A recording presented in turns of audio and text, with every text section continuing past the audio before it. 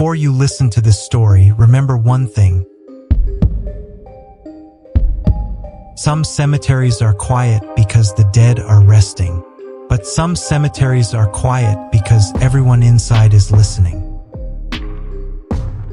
Pine Hill Cemetery in Hollis, New Hampshire, looks peaceful during the day. Old stones, tall trees, a narrow road, a place where history seems to sleep beneath the grass. But after midnight, people nearby have reported hearing footsteps among the graves. Slow footsteps, deliberate footsteps. And sometimes, between the wind and the dry leaves, there are whispers, not screams, not cries, names. Tonight's story follows an ordinary delivery driver who comes home to care for his mother, only to discover that the cemetery has been keeping a list for decades, and one name on that list belongs to him. This is Pine Hill Cemetery, Footsteps and Whispers in the Night.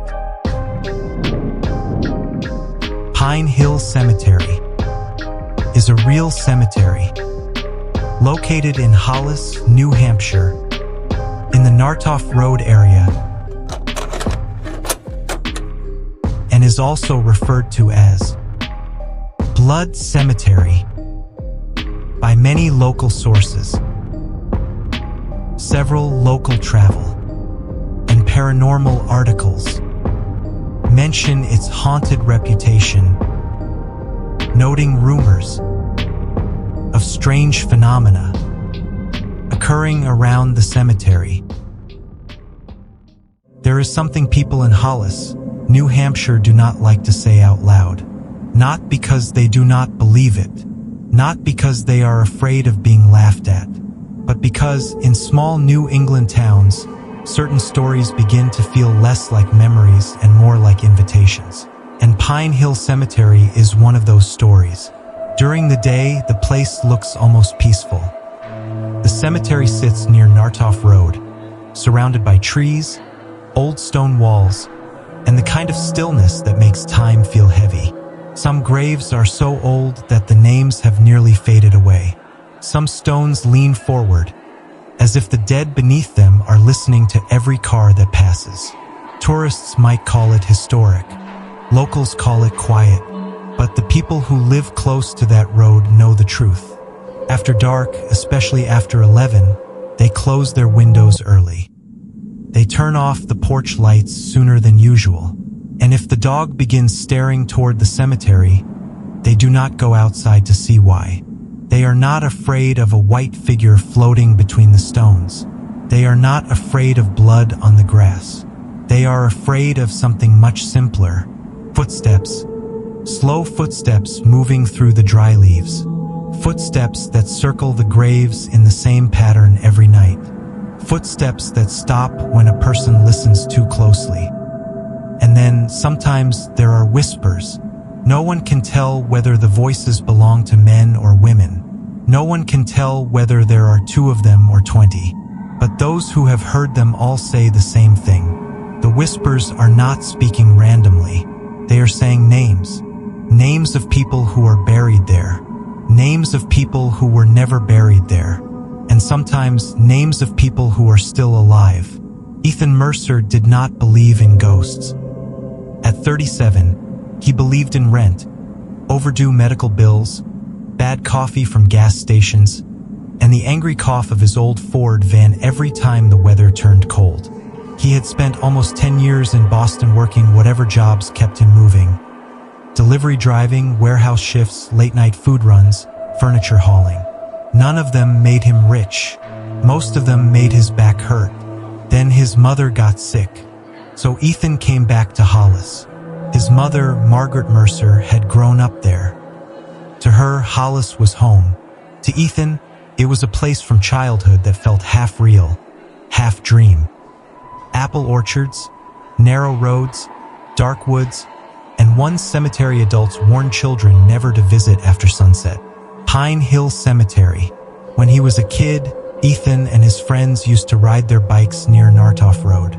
They pretended to be brave, laughing too loudly as they approached the old stone wall. But every time they got close to the cemetery, they would stop talking. Then, without anyone admitting why, they would pedal faster. Back then, Ethan thought it was just a local ghost story. When he came back as an adult, he still thought so. Until the night he heard the footsteps for himself. It happened near the end of October. The air was cold, but not cold enough for snow. The maples had already lost most of their leaves, leaving black branches clawing at a gray sky. Ethan had finished his last delivery near Brookline and was driving back toward his mother's small house when his phone rang. The screen said, "Mom." He answered through the speaker. "Where are you?" Margaret asked. Her voice sounded thin. "Almost home," Ethan said. "Why? What's wrong?" There was silence on the line. Then she asked, "Are you going past Pine Hill?" Ethan glanced at the GPS. If he turned right ahead, he could take Nartoff Road and save several minutes. "Maybe," he said. "Why?" "Don't take that road tonight." Ethan sighed. "Mom, please don't tell me Mrs. Langdon has been talking about ghosts again. This is not gossip." Her voice sharpened. "Tonight is October 30th. Do not go past Pine Hill." Ethan was about to ask what that meant when the call crackled. The signal broke apart, then died. He looked at the phone. No service. The road ahead was empty. If he took the longer route, he would lose at least 15 minutes. He was tired. His mother needed her medicine sorted before bed. And, most of all, he was too old to be scared of a cemetery. "It's just a road," he muttered. Then he turned right. The Ford rolled slowly along Nartoff Road.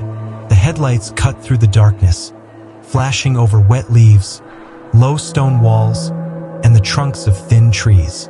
Once, the light caught the eyes of a deer standing in the brush. Then the animal vanished. As Ethan neared Pine Hill Cemetery, he eased off the gas. Something was lying in the road. At first, he thought it was a fallen branch. But as the headlights reached it, he saw the shape clearly. A shoe. An old brown leather shoe. It lay in the middle of the lane, with the toe pointed toward the cemetery wall. Ethan frowned. He was about to steer around it when he heard a sound.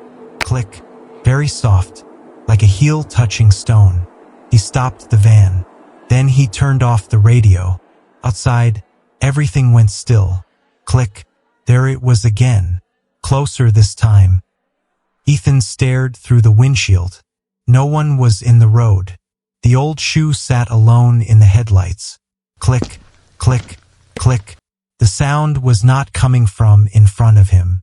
It was coming from the right, from behind the low stone wall of Pine Hill Cemetery. Ethan turned his head slowly. Between the dark trees, the cemetery appeared in pieces. Tilted stones, black trunks, scattered leaves, and the pale curve of the wall. The wind moved through the branches, dragging dead leaves across the ground. Click, click. Then the footsteps stopped, right on the other side of the wall. Ethan felt the cold climb the back of his neck. He laughed once, mostly to prove he could still make a sound. Then he opened the van door and stepped into the road. "Hello?" he called. "Is somebody out there?" His voice disappeared among the trees. No answer. He walked to the shoe and picked it up. The leather was freezing. Inside was a folded piece of paper. Ethan did not know why his hand trembled as he opened it. There were 6 words written in faded pencil. "Do not let them count short." Ethan stared at the message. Then, from inside the cemetery, a whisper rose in the dark. "Mercer." He lifted his head. No one was there. Mercer. Clearer this time. His last name. Ethan backed away from the wall. At that exact moment, his phone rang. He almost dropped the shoe. The screen showed his mother's name. He answered. "Mom." The voice on the line was not his mother. It was many voices whispering together. "Count again." Then the call ended. Ethan did not remember getting back into the van. He only remembered the tires scraping wet leaves, the old shoe flying from his hand, and in the rearview mirror, at the entrance to the cemetery, a man standing perfectly still. Not a white ghost, not a shadow, just a man in an old coat and a wide-brimmed hat. A man with one bare foot. The next morning, Ethan woke up on the living room sofa. His throat felt dry. His clothes smelled like cold rain and wet leaves. In the kitchen, Margaret sat at the table, both hands wrapped around a mug of tea that had gone cold. She did not ask why he had slept downstairs. She only looked at his shoes by the door. Then she said, "Did you bring anything home?" Ethan froze. "No." Margaret looked up slowly. "Tell me the truth." He pulled out a chair and sat down. He told her everything. The shoe in the road, the folded note, the footsteps behind the cemetery wall, the whisper calling his last name, and the phone call that was not a phone call. His mother listened without interrupting. But when he said the whisper had called him Mercer, she set her mug down so hard that tea spilled across the table. "Did you answer?" "No." "Did you say your name?" "No." "Mom, what is going on?" Margaret closed her eyes. For a moment, she looked like someone who had just avoided being hit by a car. "In Pine Hill," she said quietly, "people are not the only things buried." Ethan leaned back. "Mom, listen to me." She looked straight at him. Some of the old families believed that if a person died without being named, without being recorded, or without being put in the right place, that soul could not rest. They would walk the cemetery at night. They would count the names on the stones, name after name, grave after grave. Ethan stared at her. "That's folklore." "Yes," Margaret said, "but folklore usually begins with something someone was too frightened to explain." She stood and walked to an old cabinet in the living room. After a few minutes of searching, she returned with a rusted tin box. Inside were old papers, black and white photographs, a key, and a small blue notebook. She placed the notebook in front of him. "This belonged to your grandfather." Ethan opened it. The handwriting was narrow and slanted. Dates, names, burial plots. Some pages were marked with red ink. Grandpa kept cemetery records? He helped the cemetery association sometimes. Repairs, clearing brush, digging when someone needed help. He said the official records were not always right. Ethan turned the pages until he reached one near the back. October 30th, 1986. A single line had been crossed out so hard that the paper had torn. He held it under the light. He could still read it. Mercer, not recorded. Ethan looked up. "What does this mean?" Margaret looked away. "I don't know." "You're lying." Her fingers tightened around the edge of the table. "There are things I remember clearly and things I am not sure I remember at all. I was 17 that year. Your grandfather died the following winter. Before he died, he kept saying Pine Hill was missing someone. He said he heard them walking at night. He said they read every name, but when they reached one name, they stopped." "What name?" Margaret swallowed. "Mercer." The kitchen seemed to grow colder. Ethan looked down at the notebook again. "But Mercer is our family name." "Not always," she said. The answer landed between them like something heavy. Ethan opened his mouth to ask what she meant, but Margaret stood abruptly. "Do not go back there. You know I have to." "No, you do not. Someone called our name from a cemetery at midnight. You hand me a notebook with the same date and the same warning. And now you want me to stop asking questions." Margaret turned to him, tears bright in her eyes.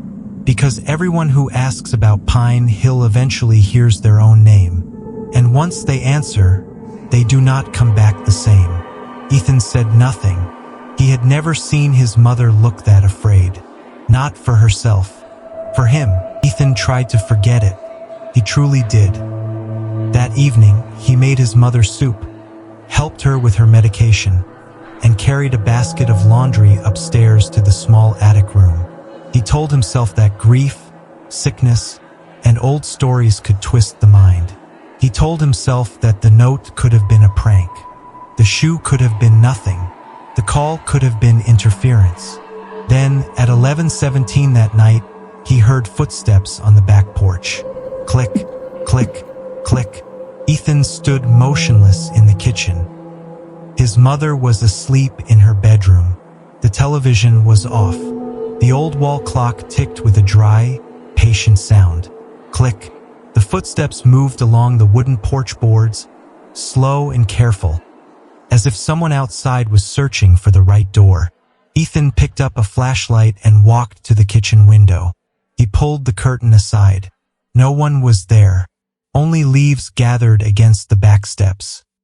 He was about to let the curtain fall when a whisper brushed his ear. Not here. Ethan spun around.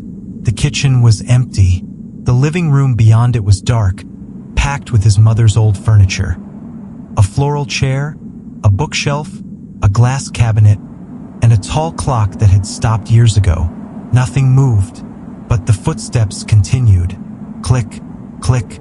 Now they were inside the house. Above him, Ethan looked up.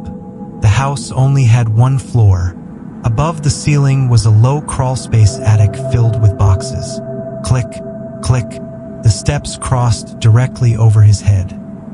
Then they stopped. A whisper came down through the ceiling. This time it was clear. Count again. From the bedroom, Margaret screamed. Ethan ran to her room. She was sitting upright in bed, face pale. One shaking hand pointed toward the window. On the outside of the glass was a handprint in the fog. Not an adult's hand, a child's. Small fingers spread wide. Below the handprint, written backward in the moisture, were 3 words. One is missing. The next morning, Ethan went to the Hollis library. He told the librarian he was researching family history, but that was only half true. What he really wanted was anything connected to Pine Hill Cemetery. Burial records, old newspapers, property maps, death notices, local rumors, anything. The librarian was an older woman named Abigail Reed. Her silver hair was pinned neatly behind her head, and her eyes sharpened the moment Ethan said the name Pine Hill. "You are Margaret Mercer's son," she said. Ethan paused. "Yes, you know my mother. Hollis is not large enough for people to vanish from memory." She led him to a small archive room behind the main desk. It smelled of dust, old paper, and dry wood. Abigail placed several folders on the table. Maps of the cemetery, old land transfers, copies of death records, and a binder filled with photographs of headstones. "Pine Hill has many stories," she said. "Most people repeat the loud ones.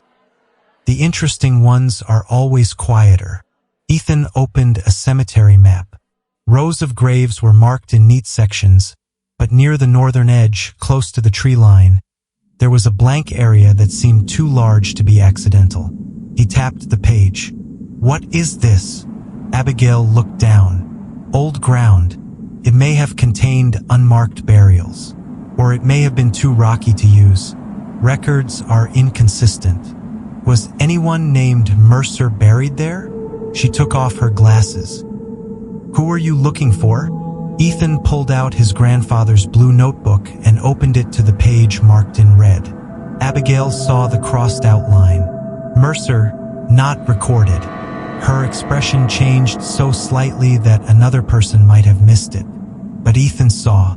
"You know what this is." She closed one of the folders. "There was an incident in 1986. "What kind of incident?" "A car was found off the road near Nartoff, close to the cemetery. It had gone into a ditch. There was a young woman connected to it." "My mother?" "No, not Margaret." "Then who?" Abigail hesitated. Her name was Ruth Calder. She was not from Hollis. The official version was that she was passing through. Her car was found near the cemetery, but she was not in it. Ethan felt something tighten behind his ribs. She disappeared? Yes. What does that have to do with my family? Abigail looked toward the small window. Outside, the afternoon had turned gray. Because the person who reported hearing a child crying in Pine Hill that night was your father. The room seemed to drop beneath Ethan's feet. My father died before I was born. Your father died after that, Abigail said. About a week later, Ethan stood up. No, my mother said he died in a work accident in Nashua. Abigail did not answer. Ethan's voice lowered. Tell me what happened. She folded her hands on the table. All I know is what remained in the files. That night, Thomas Mercer called the police and said he heard footsteps inside Pine Hill Cemetery. He also said he heard a child crying. When officers arrived, they found nothing. But the next morning, near the northern tree line, there were drag marks in the grass, as if something heavy had been pulled across the ground. Something? No one could prove what. And Ruth Calder? Never found. Ethan sat down slowly. What happened to my father? 7 days later, Thomas returned to Pine Hill at night. Alone, according to the report. They found him outside the stone wall the next morning. His heart had stopped. No wounds. No sign of struggle. Was anything found with him? Abigail stared at him for a moment. A piece of paper. Ethan already knew what it said, but he asked anyway. What was written on it? Abigail spoke softly. Do not let them count short. That evening, Ethan did not go home right away. He sat in a small diner near the center of town, staring at a cup of black coffee. Rain began tapping against the window. On the table before him lay a photocopy of the Pine Hill map, the blue notebook, and his own messy notes. Ruth Calder, Thomas Mercer, October 30th, 1986. A crying child, a missing woman, a dead father, a name not recorded. He tried calling his mother 3 times. She did not answer. On the 4th attempt, the call connected. Mom! Silence. Then breathing. Not his mother's. Behind it came the sound of leaves being stepped on. Click, click, click. Ethan went cold. From the phone, through the static, a whisper said, Thomas heard. He stood so fast that coffee spilled across the table. People in the diner turned to look. Ethan pressed the phone to his ear. Who is this?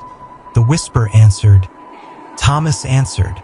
Then another voice came through, smaller, almost childlike. Now it is your turn. The call ended. Ethan drove home through hard rain. When he entered the house, Margaret was sitting in the dark. She had not turned on a single lamp. She sat in her chair with an old cardboard box on her lap, as if she had been waiting for him to know enough. You went to the library, she said.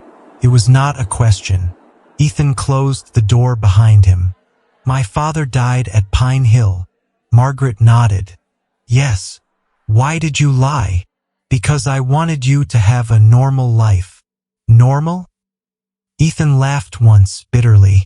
There are footsteps in the house.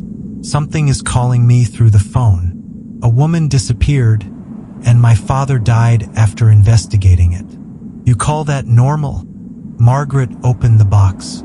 Inside was a child's wool blanket, a faded photograph of her as a young woman, and a yellow envelope. She handed him the envelope.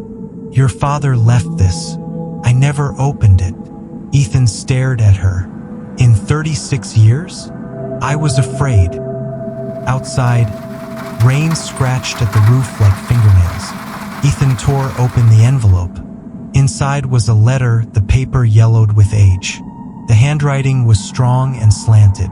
Maggie, if you are reading this, then I did not come home. Do not believe what they say about Ruth Calder. She did not run away. She came to Hollis looking for her child. The baby did not die at birth, no matter what they wrote. The baby was taken. I heard the child crying at Pine Hill. I heard them calling for a name. But there is no name on the stone. There is no grave in the right place. Only footsteps in the dark. They are not looking for the dead. They are looking for the one whose name was taken. If Ethan ever hears them call, do not let him answer, because he is not the one they want. He is the last one who remembers the way in. Ethan read the final line again. The last one who remembers the way in. He looked at Margaret. What does that mean? She began to cry. You do not remember, she said. You were too little. Remember what?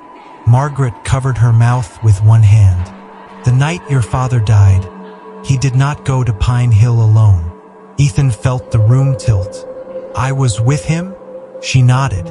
You were barely over a year old. Your father took you from your crib and drove to the cemetery. I woke up and you were both gone. When the police found him outside the stone wall, you were lying beside him. You were not crying. You were not hurt. But there was a red thread tied around your wrist. Ethan looked instinctively at his wrist. There was nothing there now. After that, Margaret continued, every October 30th you would get a fever. You would talk in your sleep. You kept saying a name I had never heard before. What name? Margaret looked at him with terror. Ruth. On the night of October 30th, Ethan returned to Pine Hill Cemetery. He did not tell his mother. It was not because he did not love her. It was because he understood something now. If he waited one more night, the footsteps would not remain at the cemetery. They had already entered the house. They had already called through the phone. They had already placed a small hand on his mother's window. Whatever was moving through Pine Hill was moving closer. And deep down, Ethan knew it would not stop. He brought a flashlight, his phone, the photocopied cemetery map, his grandfather's blue notebook, his father's letter, and a small recorder he had bought years ago and never used. At 11:43 p.m., he parked near the cemetery. Nartoff Road was slick with rain. Fog clung low to the ground. The van's headlights reached only a few yards into the dark before being swallowed by the trees. Ethan turned off the engine. The silence came down at once. Pine Hill Cemetery lay beyond the stone wall. Old headstones rose from the grass like gray teeth. The pine trees stood tall and black, as if they had been placed there to guard something the town was not ready to confess. Ethan switched on the recorder. October 30th, he said. His voice sounded too loud. 11:47 p.m. My name is Ethan Mercer. I am at Pine Hill Cemetery in Hollis, New Hampshire. As soon as he said his own name, he stopped. The wind moved lightly through the trees. Nothing answered. He climbed over the stone wall. Inside the cemetery, the air felt colder. He followed the map north, toward the blank section near the tree line. Each step crushed leaves under his boots. The sound seemed enormous in the darkness. He passed old graves, some marked by stones so weathered they were almost smooth. One had a carved hand pointing upward. Another had split down the middle. Several names were gone completely, erased by time and rain. Halfway across the cemetery, Ethan stopped. He heard footsteps. Click, click, click. Not his own. Behind him, he turned. No one stood there. Click, click. The steps stopped exactly where he had been standing moments before, as if something invisible was walking in his footprints. Ethan forced himself forward. He reached the northern ground at 11:59. The area was lower than the rest of the cemetery. There were no clear headstones, only small stones half sunk in grass, a pine tree scarred black by lightning, and a shallow depression filled with dead leaves. He opened his grandfather's notebook. On the page marked in red was a hand-drawn diagram. 3 stones, 1 pine tree, and an X. Ethan shined the flashlight across the ground. 3 stones. One pine tree.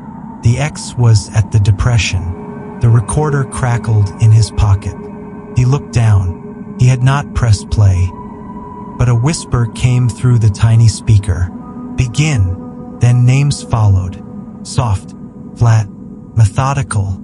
Abel, Betsy, Mary, George, Elizabeth, Samuel, Ruth. At Ruth, the whisper stopped. The dead leaves around Ethan began to stir. There was no wind. Click, click, click. Footsteps rose from every direction. Ethan turned, sweeping the flashlight across the graves. Between the stones stood figures. Not clear bodies, not faces, just human shapes darker than the dark around them. They did not move, but the footsteps continued, as if a crowd of invisible people were circling him. Then a woman's voice spoke behind him. "Did you bring it?" Ethan turned. Beneath the burned pine stood a young woman. Her coat was thin and old-fashioned. Her hair clung wetly to her face. Her hands rested near her stomach as if she were cold or protecting something that was no longer there. Her face was pale, but her eyes were terribly alive. Ethan knew her before she said a word. Ruth called her. He stepped back. "I don't know what you want." The woman looked at him. "I want my child's name." Ethan pulled out his father's letter. "My father said you came to Hollis looking for your child. I found him. Where is the child?" Ruth tilted her head. All around them, the whispers grew louder. Not recorded, not spoken, not buried, not remembered. Ethan felt dizzy. "What do you want me to do?" Ruth pointed to the depression in the ground. "Dig." Ethan stared at the leaves. "No, I can't dig up a grave." Ruth took one step closer. When her foot touched the ground, the leaves did not move. "It is not a grave." The footsteps stopped at once. The whole cemetery held its breath. Ethan knelt and pushed the wet leaves aside. Beneath them was black soil, cold and soft. He had no shovel, so he used a flat stone, scraping away dirt until his fingers ached and mud filled his nails. After several minutes, his hand struck wood. Not a coffin, a small box. He dug around it and pulled it free. The wood was half rotted, tied shut with a dark red strip of cloth. A red thread, like the one his mother said had been tied around his wrist the night his father died. Ethan untied it. Inside were a pair of baby shoes, a piece of cloth embroidered with the letters RC, and a birth certificate, damaged by water and age. He held the flashlight close. Mother's name, Ruth Calder. Child's name, blank. Date of birth, October 30th, 1986. At the bottom, only a few words remained legible. Given to the Mercer family. Ethan could not breathe. "No." Ruth stood over him, her expression not angry, but unbearably sad. "You were too young to remember." "No," Ethan whispered. "Margaret is my mother. She raised you." The cemetery went silent. No wind, no insects, no footsteps, only Ruth's voice. "I gave birth to you in a house at the edge of town. I was not married. My family did not want the shame. Someone promised me work, a room, a way to keep my baby. But when you were born, they took you from me." Ethan shook his head. "No, Thomas Mercer found out. He was not your blood father, but he was the only one who tried to give you back." "Then why did he die?" Ruth looked toward the stone wall. "Because he heard me calling." And Ethan understood too late.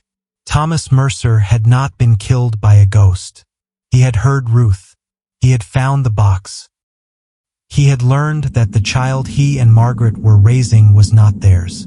And he had tried to bring the baby back to the place where the truth had been buried.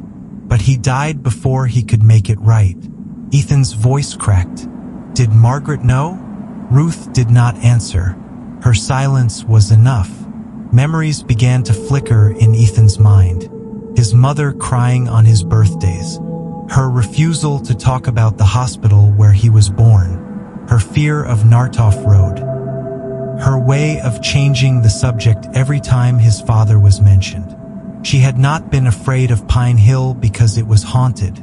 She was afraid because his real mother had been walking there for 36 years, calling for the name that had been stolen from her child. Ethan looked down at the birth certificate. "My name is Ethan Mercer," Ruth whispered. "That is the name the living gave you. Then what is my real name?" Ruth touched his forehead. Her fingers were cold as well water. In that instant, Ethan heard something buried deep in his memory. A young woman singing softly, rain striking a car roof, tires slipping on wet road, a baby crying, then a name. Not Ethan, not Mercer, Daniel. The moment the name was spoken, the entire cemetery seemed to exhale.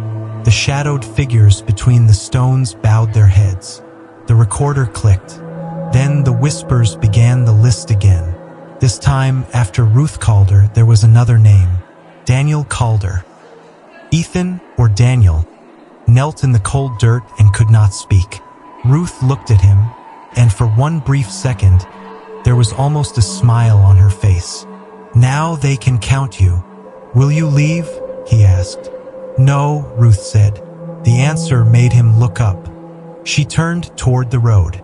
"I waited until you remembered your name, but there is still someone else missing from the count." Ethan felt his heart sink. "Who?" Ruth's eyes reflected a house he knew too well. Margaret's house, the one who took it. When Ethan reached the house, the front door was open. The living room lights were on. Margaret sat in her chair wearing her coat, as if she had known he would come back covered in mud, carrying the truth in his hands.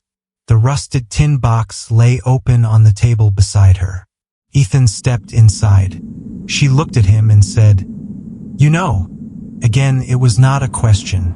Ethan stood in the middle of the room, his clothes wet and dirty, the old birth certificate folded in his hand. "Did you take me from Ruth Calder?" Margaret closed her eyes. "I did not take you. Someone else did. Your father and I only kept you." "Kept me?" His voice broke. "She was looking for me. She died looking for me." Margaret shook violently. "You think I don't know that? You think I haven't heard her every October for all these years?" Outside, wind pressed against the porch. Click, click, click. Footsteps approached the door. Margaret covered her mouth. "I could not have children," she whispered. "The doctors told me there was no chance. Then one night, Thomas brought you home. He said it would only be for a few days. He said we would find a safe way to return you. But you were sick. You cried all night. You held my finger and would not let go. And she folded in on herself. I loved you." Ethan could not answer. That was the cruelest part. Not every terrible thing begins in hatred. Some terrible things begin in love, then grow roots, then become a house, a family, a name, and an entire life built over a buried wrong. "Did you know where Ruth was?" he asked. Margaret nodded faintly. "Your father found her in the woods behind Pine Hill. She had died from exposure. He wanted to report it, but we were afraid. Afraid they would take you. Afraid they would blame us. Afraid we would lose everything." Ethan felt sick. "What did you do?" Margaret pointed to the tin box. Inside was another map. The X was not in the cemetery. It was just beyond the stone wall at the edge of the woods. "Thomas buried her there," Margaret said. "No marker, no name, no prayer. He regretted it until it drove him mad. That final night, he took you to Pine Hill to confess, to return you to your mother. But when he got there, he died." She nodded. "And you kept silent." The footsteps stopped at the front door. A whisper moved through the wood. "Margaret." The old woman flinched. Ethan turned toward the door. She's here. Margaret began to cry. You have to help me. Ethan looked at the woman who had raised him for 36 years. The woman who had stayed awake when he was sick. The woman who had taught him to tie his shoes. The woman who had lied to him his entire life. Help you how? Do not let them call my name. A soft scratching sound came from the other side of the door. Not violent, not frantic, almost polite, as if someone were waiting to be invited in. Margaret whispered, "If someone else answers when a name is called, they will take that person instead." Ethan stared at her. "What? Your father did it once. He answered for me. That is why he died."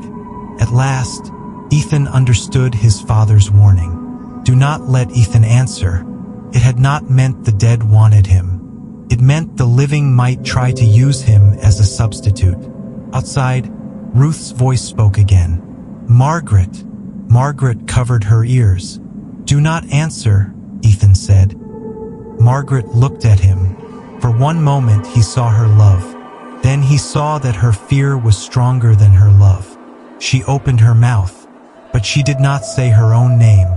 She said, "Ethan Mercer is here." The whole house went silent. Ethan felt something in the dark turn toward him. The front door opened slowly by itself. Ruth Calder stood on the porch. Behind her were the figures from Pine Hill, gathered in the cold night beyond the yellow light. But Ruth was not looking at Ethan. She was looking at Margaret. "No," Margaret sobbed.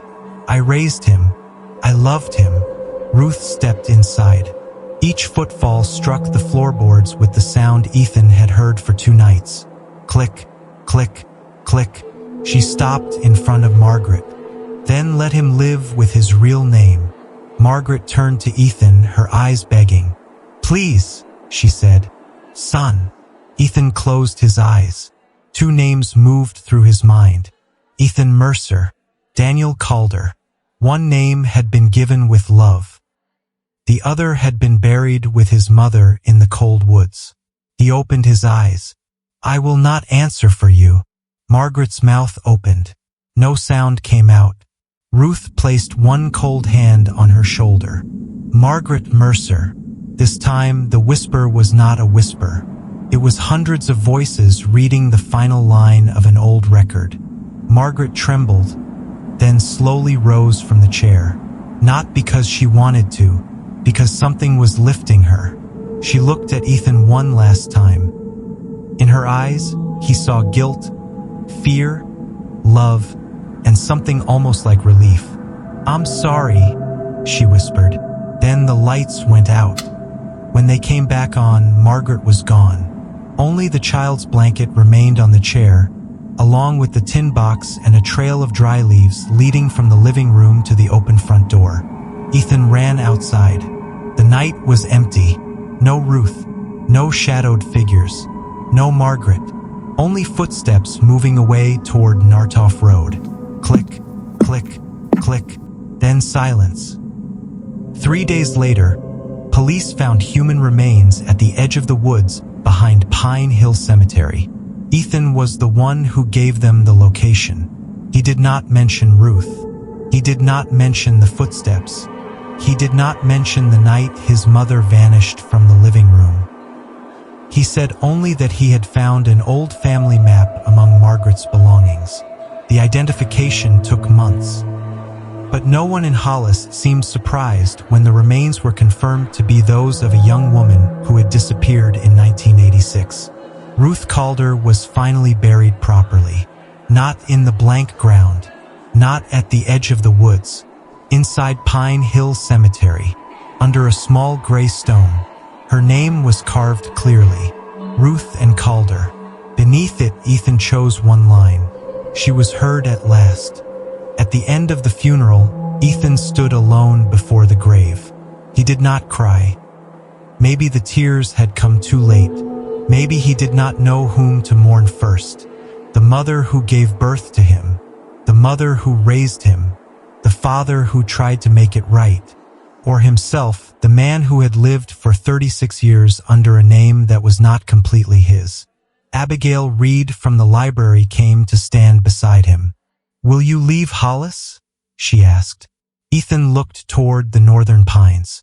"I don't know. Have you heard anything since?" He was silent for a moment. "No." Abigail nodded, as if that were the best answer anyone could hope for. But that night, when Ethan returned to Margaret's old house, something waited on the porch.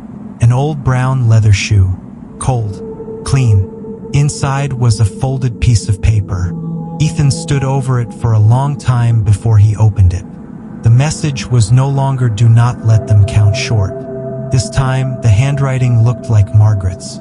Shaky, smudged, but readable. "You thought they only counted the dead." Behind the house, in the dark line of trees, a whisper rose. This time, it did not call Ethan. It did not call Daniel. It called a different name. A name he had never heard before. Then another, and another. The names continued, one after the next, stretching into the night like a list with no end. Ethan held the paper and slowly understood. Pine Hill was not haunted by one spirit. It was a ledger, a place that remembered everyone who had been hidden. Children never claimed. Missing people never found. Deaths changed into accidents. Crimes buried beneath other people's names. And each time one name was restored, the cemetery remembered another missing one. Far away, from the direction of Nartoff Road, the footsteps began again. Click, click, click. Slow, patient. Not one person, many. Ethan closed the door, but before the latch fell into place, he heard a whisper directly behind him. Margaret's voice, very close, very sad. "Daniel." He froze. "Do not let them know the next name." Outside, Pine Hill Cemetery sank back into silence. But from that night on, the people living near Nartoff Road said the footsteps no longer stayed inside the cemetery. Sometimes, around midnight, they heard a man walking between the old stones with a recorder in his hand, reading names one by one, slowly, carefully, as if checking, as if comparing, as if trying to make sure that beneath the old pines of Pine Hill, no one was ever counted short again. But every time he reached the end, another voice whispered from the dark, "One more," and to this day, no one knows who the last name belongs to. If you heard your name whispered from an old cemetery after midnight, would you answer? Or would you keep walking and pretend the voice belonged to the wind? The story of Pine Hill Cemetery reminds us that some hauntings are not about revenge. Some are about records, names, truths, and the people who were erased before they could be remembered. If this story pulled you into the dark, leave a comment with the name you would carve on Ruth's stone. And if you want more stories based on real places, buried legends, and endings that wait until the final minute, subscribe to Infinite Story Realm, because somewhere out there, another road is already quiet, another cemetery is already counting, and one more name is still missing.